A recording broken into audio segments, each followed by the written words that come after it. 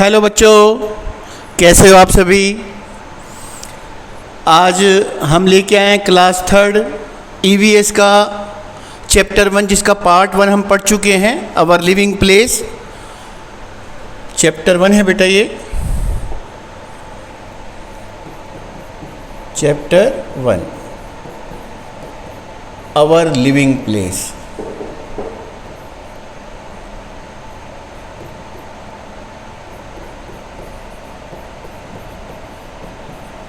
अर्थ भी है आगे। चैप्टर 1 है, फोकस कीजिएगा। सेकंड पैराग्राफ से पढ़ना था बेटा हमें, the 3/4 parts of the earth. 3/4 का मतलब बेटा समझिएगा इसको कि अगर कोई भी चीज़ है, जैसे आप पिज़्ज़ा ले रहे हो, मान लो एक रोटी है आपके पास, अगर आप इसके 2 टुकड़े कर देते हो, कितने टुकड़े कर देते हो आप? 2, तो इसको हम हाफ कहते हैं, ऐसे लिखते हैं इसको।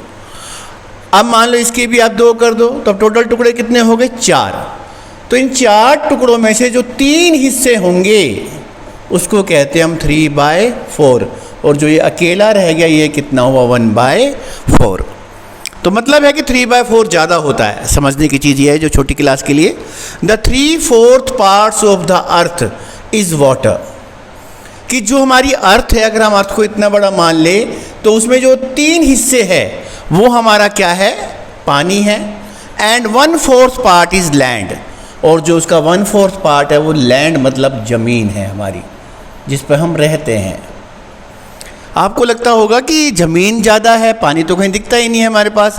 लेकिन बेटा जब आप ग्लोब देखोगे, अर्थ का ऐसा नक्शा देखोगे, तो आपको अंदाज़ा लगेगा जितना भी ये जो ब्लू ब्लू सारा पार्ट है, इसके बैक साइड में भी वो सारा वाटर है, और जो ये हिस्से दिख रहे हैं ये लैंड है हमारा। इन 1519, ये ईयर है बेटा, पोर्तुगीज़, इसको ध्यान से पढ़ता है, पोर्तुगीज़। जैसे हम इंडिया के रहने वाले हैं, हम इंडियन कहलाते हैं बेटा। जो इंडिया में रह रहा है, यहाँ लिख देता हूँ मैं, इंडिया वाले इंडियन, पाकिस्तान वाले पाकिस्तानी, अमेरिका वाले अमेरिकन। तो ऐसे ही एक कंट्री है पुर्तगाल। कौन सा कंट्री है बेटा? पुर्तगाल। तो जो पुर्तगाल के लोग हैं वो क्या कहलाते हैं? पोर्तुगीज़। सेलर, सेलर का मतलब होता है जो जहाज को चलाते हैं, नाविक कह सकते हो आप इसको। क्या कह सकते हो? नाविक। हाँ तो ठीक है, कोई दिक्कत नहीं, संभाल लूँगा। तो क्या बताया बेटा? सेलर होता है नाविक, जो जहाज को चलाते हो या जो नाव को चलाते उन्हें सेलर बुलाते हैं। मैगेलन, ये नाम है उसका, जो पुर्तगाल का एक व्यक्ति था, पुर्तगाली। विद हिज कंपेनियंस, कंपेनियंस का मतलब साथी, अकेला तो नहीं जाएगा, अगर कहीं जाना है तो 1-2 को ले लेता था साथ में। लेफ्ट, लेफ्ट मतलब वो निकले, छोड़ के निकले अपनी जगह को। टेकिंग 5 शिप्स, किसको लेकर के? 5 जहाज़ों को लेकर के। 4 वॉयज, वॉयज को ध्यान से पढ़िएगा बेटा। वॉयज, वॉयज का मतलब होता है समुद्री यात्रा, ऐसी खास यात्रा जो समुद्र के अंदर करी जाती है, समुद्री यात्रा। टुवार्ड्स द वेस्ट, और दिशा कौन सी रखी? पश्चिम की तरफ। टुवार्ड्स का मतलब की तरफ। तो फिर से देखो इस लाइन को। इन 1519 पोर्तुगीज सेलर, एक पुर्तगाली नाविक मैगेलन विद हिज कंपेनियंस, अपने साथियों के साथ, विद का मतलब के साथ, लेफ्ट निकला वो, टेकिंग 5 शिप्स, 5 जहाज़ों को लेकर के, 4 वॉयज, समुद्री यात्रा के लिए पश्चिम दिशा की तरफ वो निकल गया। दिशा भी थोड़ी सी बता देते हम। अगर ऐसे चार्ट है बेटा तो इधर वाली ईस्ट है, पूर्व पश्चिम, ये नॉर्थ, ये साउथ, उत्तर दक्षिण। थोड़ा समझेंगे तो बेटा समझ में आएगा। They kept on selling regularly, regularly का मतलब नियमित रूप से चलते गए, चलते गए। दे केप्ट ऑन सेलिंग मतलब वो नाव को चलाते गए, वे जहाज़ को चलाते गए। रेगुलरली का मतलब लगातार, लगातार वे जहाज़ को चलाते गए। दे डिडंट नो, वह नहीं जानते थे। वेयर, वेयर मीन्स कहाँ, दे आर गोइंग, कि वे कहाँ जा रहे हैं, उन्हें नहीं पता था, बस चल दिए तो चल दिए। They kept on selling in the west direction, they kept on selling, उन्होंने अपनी यात्रा को जारी रखा, नाव चलाना जारी रखा। केप्ट ऑन सैलिंग का मतलब जारी रखा, केप्ट ऑन का मतलब इन द वेस्ट डायरेक्शन, पश्चिम दिशा में उनने अपनी जो जहाज या नाव थी उसको कंटिन्यूसली लगातार वो चलाते ही जा रहे थे। आफ्टर 3 years, देखो बेटा ये है, देखो मतलब हम जाते हैं कि गुड़गांव जा रहे हैं बेटा, सुबह जाएंगे शाम को आ जाएंगे, लेकिन इन्होंने अपने जहाज को कितने घंटे नहीं बेटा, कितने साल तक चलाया है, 3 साल तक। किसने? मैगेलन ने। They reached at the, reached मतलब पहुंच गए, रीच्ड मतलब पहुंच गए, पहुंच गए। At the same place from where, from where का मतलब जहां से, दे हैड स्टार्टेड, स्टार्टेड मतलब शुरू की थी, देयर हो समुद्री यात्रा। 3 साल बाद वह लौट कर वापस उसी जगह आ गए। मान लो वो यहाँ से चले और वेस्ट में गए, फिर घूम घाम के पीछे से चक्कर मार के यहाँ वापस आ गए, और ऐसा करने में उन्हें कितने साल लग गए बेटा? 3 साल लग गए।